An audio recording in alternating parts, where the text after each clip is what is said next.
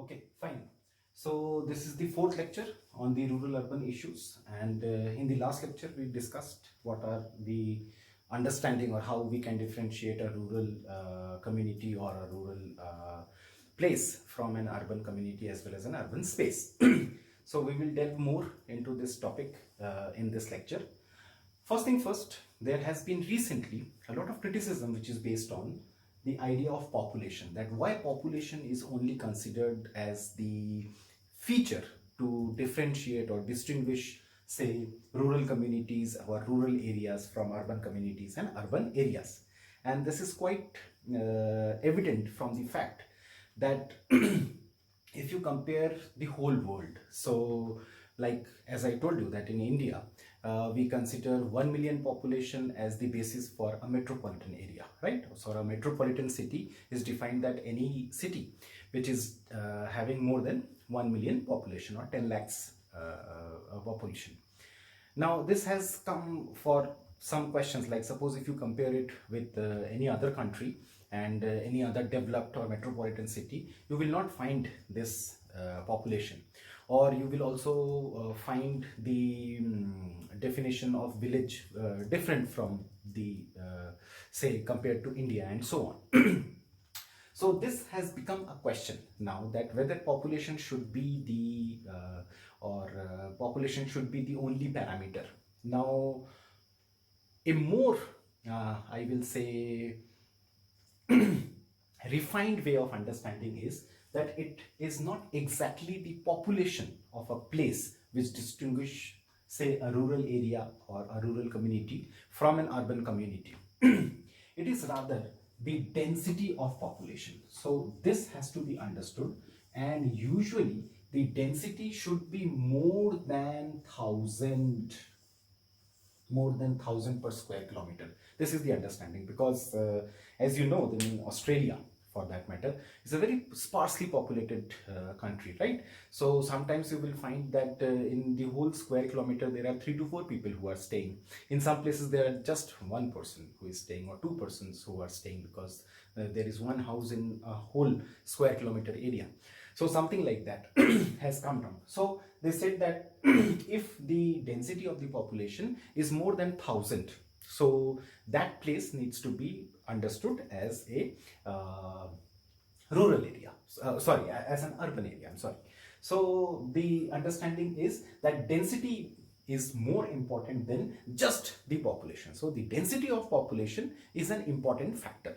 Okay, fine. So we clarify this understanding that it's not only the population rather than the density of population which is going to be important to understand what is a rural area and how it is different from an urban area. So anything more than 1,000 will be considered as a rural area, and will be considered as an urban area, and if it is less than 1,000, so it is considered as a rural area. So this is the first thing which I wanted to bring. Now, not only population is something which is going to differentiate between a rural area and an urban area.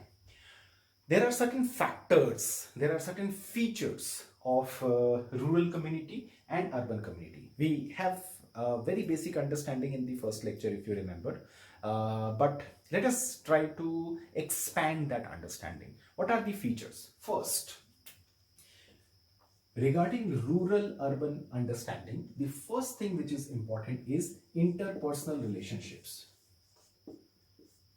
Interpersonal relationships are more pronounced, okay, in the rural community. So here the interpersonal relationships are more pronounced. People know each other, people understand each other, people know the nitty-gritties of those people, of each other, and so on. However, in the urban community, it is less. Now, is it the case? Now, this is something which is very interesting to understand, that is it the case that rural people or rural areas, people from rural areas have more, or they know more people, and the urban the people who stay in an urban settlement know less people? Now suppose if you consider, and this is something which is very something which you can very well understand, we all use social networking sites, right? And through social networking sites, we keep in touch with a lot of people. We, like you people right now are in university, you people passed out from schools, you are still in touch with a lot of friends from your schools. Suppose somebody is from another state and he or she is studying in our university, so he keeps in touch with a lot of his friends who are from his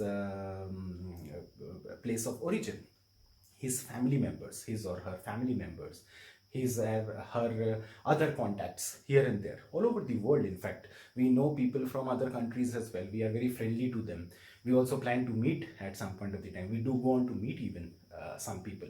So it is not the case that urban people know lesser people than rural people, right? So this is not a an understanding. Then what makes, or why we say that rural people have better interpersonal relationships with compared to people from urban areas? Now this is a very good question. If you ask that, oh, I have so many friends in my Facebook, or so many people who are my followers on, say, Instagram, or in Twitter, or in any other place, or in my WhatsApp contact and so on. What makes it that rural people have better interpersonal relationships is precisely because of the neighborhood. Now this is something which you need to understand, that they have more interpersonal relationships, or better interpersonal relationships with their neighbors. Fine, this needs to be clarified. Here it is not an important issue. Here we can have contacts with people who do not stay in our immediate neighbors, right? So this understanding has to be very clear, that rural understanding will be more like an confined and local understanding. It is more like a local understanding, whereas this is more like a global understanding. Here we know many people from outside our areas, right? We know people from different states. Suppose some of you went for NASA, right? And from there you made a lot of friends. So you will be in touch with them as well. It's not global means that you have to go outside the country. It means that you have to go outside that confined area, right? On the other hand, rural people will have localized contacts. So this has to be very clear in your mind, that here it's not the case that people can stay in isolation, as I discussed in the first lecture as well, and the COVID environment and the pandemic and the havoc, that it is very difficult for anybody to survive in isolation, right? Now what is happening? What is happening is that we cannot stay without human beings. We in fact love to talk to people, share and spend time with them, and share a lot of other things with them. What the difference, what it is there is that urban people will be more in touch with the global community, whereas rural people will be more in touch with the local community. So the interpersonal thing has to be understood from this point of view, that they are close to their neighbors. We may not be knowing even our neighbors, right? Because we do not know who is staying next door, who is our next door neighbor, or we do not know who stays above my flat or below my flat, or so on.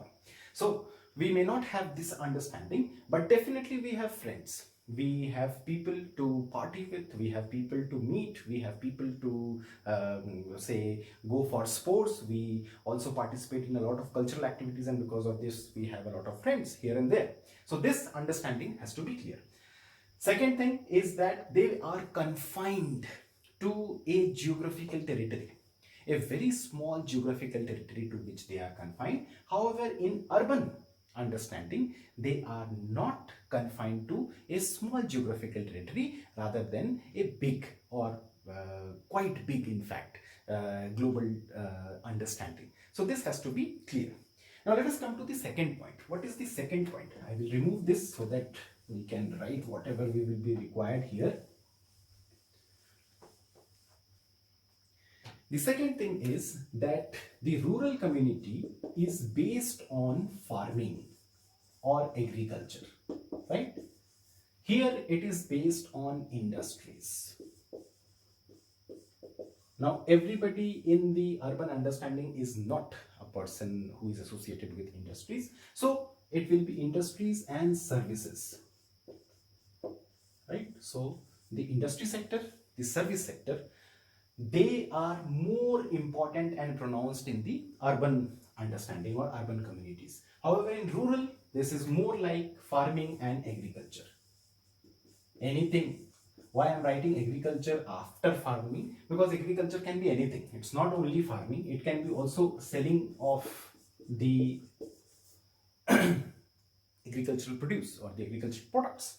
So this understanding also has to be very clear, that the rural communities will be based on farming, agriculture, selling of those products and so on. They are also very much associated with crafts. Like you must be knowing that the craft works, these things are also more predominant in the rural places. From here they are sent to the cities for selling, but does not matter what. Farming, crafts and all these things are more pronounced in the rural understanding. However, it is less pronounced in the urban understanding.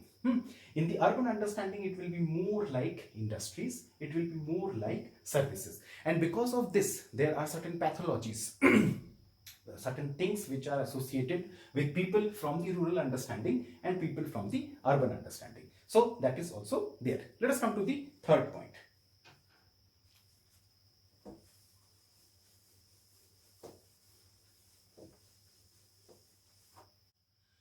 The third one is absence of competition. Now, what does it mean?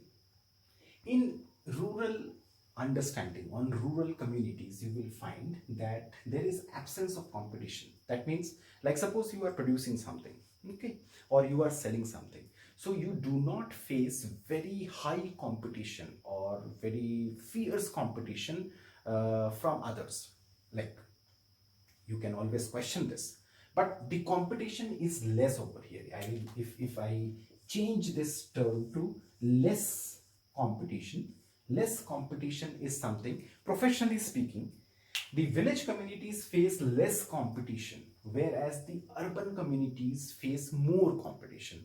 Here people not only face more competition, they also belong to that understanding of more competitive individuals. Now this is something which can be questioned. Allow me to remind you, many of you or all of you have gone through a course on human values, where we have distinguished competition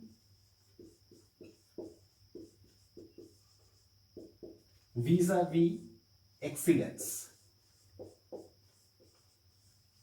Now, why it is important to bring this point here as well? Usually human beings are competitive by nature, and we turn ourselves into competitive individuals. We try to compete with others, whether it is an examination, whether it is our profession, whether it is anything. On the other hand, what we should target is excellence. I'm not saying that the rural communities target excellence and the urban communities do not target excellence. What I'm saying is that this they do not, I will not say that the rural communities target excellence, right? But here the problem of competition is more pronounced, and because of this there are a lot of anomalies. Because of this, people face a lot of problem. Being, say, looking from a sociological point of view, I need not lecture you on competition and excellence and this and that, but it is important for all of us to understand that somewhere down the line we need to shun competition. We need to leave it, and rather than we have to think more from a I will say creative point of view. Rather than competing with somebody and making something better, you can create something which is different, right? And different and equally helpful or even more helpful and so on. So that understanding has to be created. But you will find that here, because right now we are talking about the rural and urban communities and what differentiates these two. So you will find that absence or less competition is faced by the rural community, whereas in the urban community it is very, very high. It is very, very high. So one way to not only address this, means it's not only about designing, but it is also about being better human beings as well, that somewhere down the line we have to leave this. We have to leave this and go for this, which will make us better individuals, which will also make us better architects, which will make us better thinkers for some kind of policy formulation. So this is the third point, which also differentiates urban community from the rural community. Let us come to the fourth one.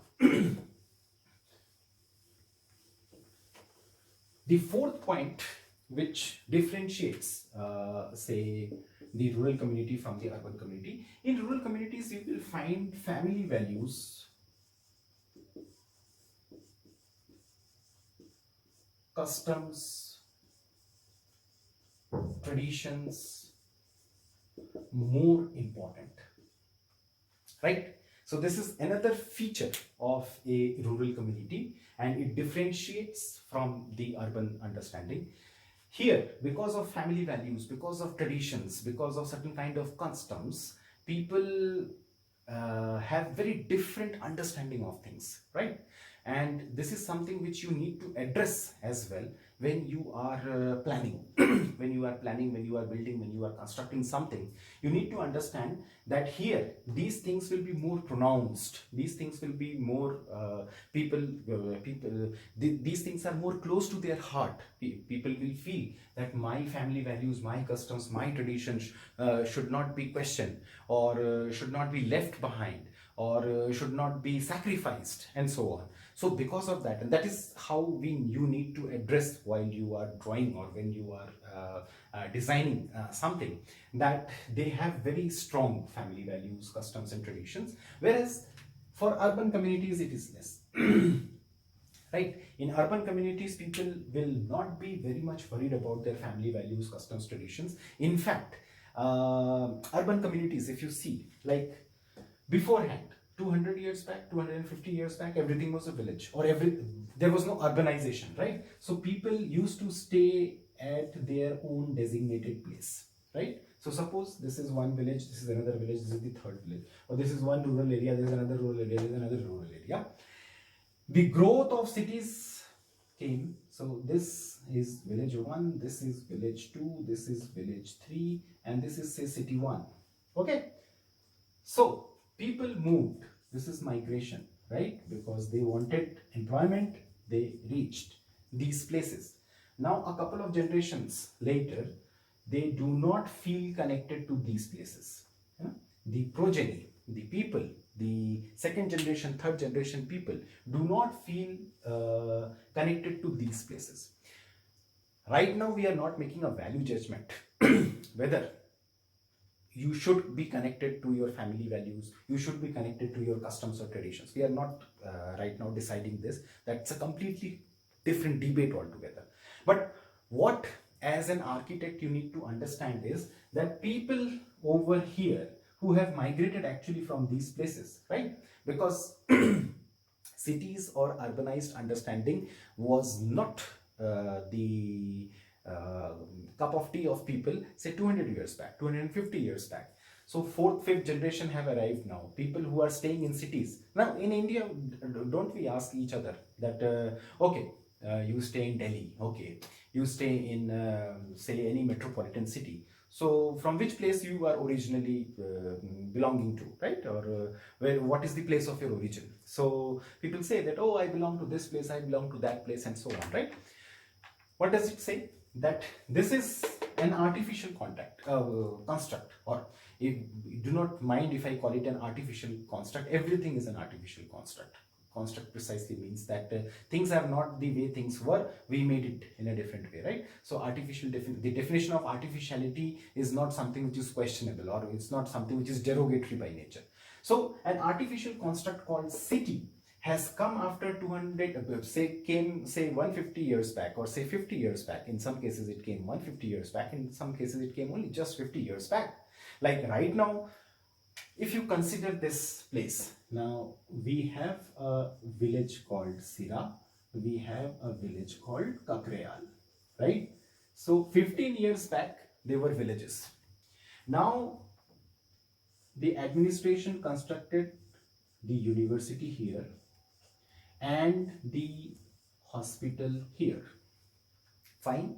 Now a lot of people started staying in this university, like me for that matter, and a lot of people are staying here because of the hospital, right? Now we have a DPS here, fine. And what do you think in next 150 years what will happen? This will not stay as a rural area, rather than it will be urbanized, right? And a lot of people who are staying here and their generations will belong to this place, rather than they belong to some other place and they came over here. Now, they will not have the kind of family values, the customs, the traditions as strong as from where they came from. Rather than maybe they will develop something over here, or maybe they will not be very staunch about all these things. So, this understanding has to be very clear, that the urban communities will not have, it's not like we are again making a value judgment, but will not be having strong family values or customs or traditions, rather than they will be more liberal by nature. So this understanding is there, that they are more liberal over here. However, here they will be more conservative by nature. Again, try to understand that this word is not derogatory by nature. We are not questioning why you are conservative or why you are liberal. We are just deliberating upon this, that what is going to take place in these two communities. There are a couple of studies which I will like you people to go through. Both these studies, one is Nakovska and Lahiri 2013, the other one is Abrahamson 2018. Both are available freely on internet, and you can go through these things. They make certain interesting claims which I will like to to your bring to your attention. The first one is that the study of Natkovska and Lahiri 2013, it says that the study found, or this study found, that there is a sharp and significant convergent trends between rural and urban population of India. They have conducted a study for a span of 30 years. They checked it in the last 30 years, starting, say, if you go from 2013, so the time series was 30 years. And in that study, they found that there is a convergent trend between the rural and urban India. That means not much of difference, like 30 years back or 40 years back, the differences between the communities of villages and the communities of say urban population or city population was very different. There was very significant differences. You can see that these people are from villages, these people are from cities, and this is a village community and that is a urban community, and so on. That has reduced considerably. So this is one study which, and this is precisely because of the developmental works which has been taken for last few years, and we have moved, or we have concentrated also towards villages, though it is not true that every village has been developed. In fact, there are still, I guess so, a few villages left in our country which does not have electricity yet. Recently, there, as the claim has come that a lot of village has been connected through electricity, which means that a few years back there was no electricity in those villages, and so many other things as well. So we know that there is a rural-urban divide in our country, and irrespective of the fact that the electricity has come, maybe the internet has not come, or maybe so many other facilities have not come. They travel so long, the kids travel so long to go to their schools, or medical facilities are not good enough. But still, there has been a significant convergent trend, because this is the study which says, and this is quite a good thing. So we need to take this a little forward and this understanding has to be very much in our minds. And you as a youth, or you as young people and the future of our country, should think that at some point of the time of your life, I do not know when, but definitely some point of the time of your life, you should contribute to the rural areas, because this is very, very important for all of us.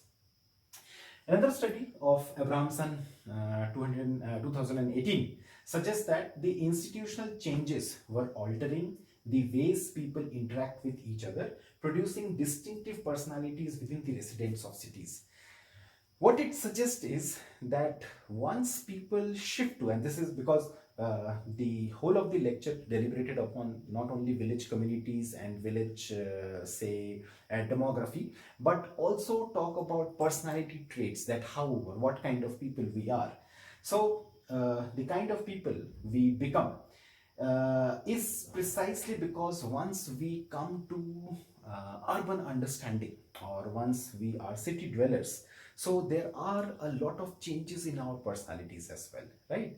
Like I will be after this talking in very short what are those changes which happen in us, or us as human beings, because this is also something very interesting which we should understand, that we do go on to change ourselves. Like I may you may like right now, suppose you are around the age of 20 years, right? So just imagine 10 years back, when you were 10 years of age, you were 10 years old, the kind of things which you thought that okay, this is a yes for me and this is a no for me, and the kind of things which you think here about them may have changed, right? So we as human beings do go on for a change. Wait for 10 years more, there will be certain things more which will change. 10 years more, again certain things will change, and so on. So we as individuals also change in our lives, right? Similarly, one and place, the place of dwelling also plays a very important role. And what is that important role? Once you shift from, say, villages to cities, there is a very different role playing which we take. Similarly, if we shift from cities to villages, also there are certain personality traits which changes. We will in very short talk about them. But right now, and this study is a very important study, an interesting study, and you will find it on internet, so you can study it. But they talked that there are distinctive personalities within the residents of cities which are not found in villages. So what are those properties, or what are those things which differentiates people? Like it's not only that we live in flats or we live in houses, or it does not matter whether we are from agrarian background or we are not from agrarian background. It is also certain personality traits. Like what are those personality traits? Like suppose if I divide it into rural and urban. In rural understanding, people are more generic by nature. What does it mean when we say somebody is more generic by nature? You know, if you travel to a village, you will find the carpenter. You may also find the mason. You may also find a person who is farming, and he may be the village electrician as well. That means they understand small, small things about all these things. We, on the other hand, are very specialized, right? Like if I have a small electricity work at my place, like I need to change what it is called, a button, or a plug, like it's not working, so I need to change it. What I will do, I will call the electrician. I will ask him to come, and he will bring a plug with himself. He will change the plug, he will go. This small work can be done by me as well, right? Or if there is a small plumber work, like one something is not working, and some tap is not clean or something, so again I will call the plumber and do this and that. Very specialized understanding. Human beings are, when they go to this village understanding, they are more, they become very specialized by nature. Oh, I work in Python, I cannot work in C++. I work on Ubuntu, so I cannot work in this Microsoft, and blah blah blah. All this understanding comes, right? Because we have this understanding, we become more specialized by nature. However, when in rural understanding, we are more generic. More generic. Small words are certain things which you usually do. So this is the first understanding. So this has to be clear. The second is the rural in the rural thing. People are more religious by nature. They are, as I discussed, that people are more having family values and this and that and so on. Religious, or sometimes they are also called superstitious, right? Now, again, no value judgment, whether you are religious or whether you are. In fact, the good thing about superstition is that once you find the reason for it, does not remain a superstition, right? Or you do not find a reason, so it becomes a superstition. Here, people are a little less religious or not close to superstition. Now, as I told you that again, we are not making a value judgment, but this is more close to their heart. So you will find in the rural understanding that people are more religious by nature. People are more having a lot of this, that, like there is some magic, there is some superstition associated with something, and so on. So this understanding will be there more in the rural understanding. However, it will be less in the understanding over here. So given this understanding, and this is what the personality trait which we were talking about in Abrahamson's study also, that there are certain distinctive, because usually say 500 years back or 300 years back, mostly people were religious. Right now you will find people claiming that they are atheist, they are agnostics, or they are like this or they are like that. In fact, in many countries, like as I remember in Czech Republic, you will find that the population consists mostly atheist. So, and the census takes this data that whether you follow a religion or you do not follow a religion, right? So if you say that, okay, I do not follow any religion for that matter, so you will be counted as an atheist, and the data comes like that. So that understanding has come as well. Right now, I do not think so that in India we count how many atheist people are there, but this understanding has come. So this is the thing. So largely speaking, and this is where I will like to end this discussion, that rural-urban divide is not only demography, not only density of population, right? So this is what with which we started with, that how to understand the rural or the urban divide, and it is more like modes of living. So people, not only their places, people are also little bit different, right? Living. So people are also a little bit different. And why it is important for us? Because whenever, again, as an architect, as a policy formulator, we are going to those places and designing something or constructing something, you need to understand that you are addressing different modes of living, right? Rather than that these are just two different type of spaces. No, the people who are going to occupy that are also different and may have a different way of looking into things that you need to address. You cannot have a structure which is very fulfilling in the city understanding exactly being appreciated the same way in a rural place, and vice versa. So this understanding also needs to be clarified in your mind, that they are different modes, they follow different modes of living, and that is something which you need to address. So thank you very much for watching this video, and we will come to the next video.